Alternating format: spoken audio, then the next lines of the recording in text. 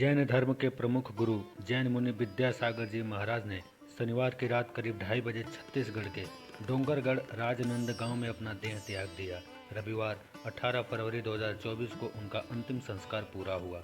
उन्होंने छत्तीसगढ़ के डोंगरगढ़ स्थित चंद्रगिरी तीर्थ में आचार्य पद का त्याग करने के बाद 3 दिन का उपवास और मौन धारण कर लिया था। मुनि जी का जन्म 10 अक्टूबर 1946 को शरद पूर्णिमा के दिन कर्नाटक के बेलगांव जिले के सदलगा गांव में हुआ था। दीक्षा के पहले ही उनका नाम विद्यासागर ही था। उन्होंने 22 साल की उम्र में घर परिवार छोड़ दिया था। इसके बाद 30 जून 1968 को राजस्थान में अजमेर गुरु आचार्य श्री ज्ञान सागर जी महाराज ने दीक्षा दी थी। दीक्षा के बाद उन्होंने कठोर तपस्या की। मुनि जी दिन भर सिर्फ एक बार 1 अंजलि पानी पीते थे। वे खाने में सीमित मात्रा में सादी दाल और रोटी लेते थे। उन्होंने आजीवन नमक, चीनी, फल, हरी सब्जियां, दूध, दही, सूखे मेवे, अंग्रेजी दवाई, तेल, चटाई का त्याग किया। इसके अलावा उन्होंने थूकने का भी त्याग रखा। उन्होंने आजीवन सांसारिक और भौतिक पदार्थों का त्याग कर दिया।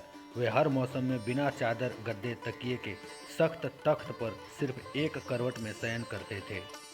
मुनि जी ने पैदल ही पूरे देश में भ्रमण किया। उनकी तपस्या को देखते हुए श्री ज्ञान सागर जी महाराज ने 22 नवंबर 1972 को उन्हें आचार्य पद सौंपा था। आचार्य विद्यासागर के पिता का नाम श्री मल्लप्पा था, जो बाद में संन्यास लेकर मुनि मल्ली सागर बने। उनकी माता का नाम श्रीमंती था, जो आगे चलकर संन्यास ले ली और आर्यका समयमती बनी। मुनि उत्कृष्ट सागर जी दिवंगत विद्यासागर जी के बड़े भाई थे। वहीं उनके भाई अनंतनाथ और शांतिनाथ ने भी आचार्य विद्यासागर जी से दीक्षा ग्रहण किया था। अनंतनाथ जी अब मुनि योग सागर हैं और शांतिनाथ जी अब मुनि समय सागर जी के नाम से जाने जाते हैं। आचार्य विद्यासागर के 4 भाई और 2 बहनें थीं। विद्यासागर जी महाराज पूरे भारत के संभवतः ऐसे अकेले आचार्य रहे जिनका पूरा परिवार संन्यास ले चुका है। आचार्य जी संस्कृत, प्राकृत, हिंदी, मराठी और कन्नड़ में पारंगत थे।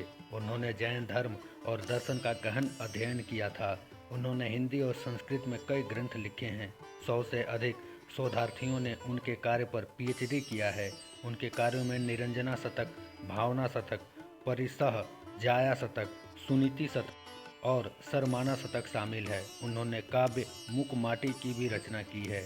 इसे कई संस्थानों में स्नातकोत्तर के हिंदी पाठ्यक्रम में पढ़ाया जाता है।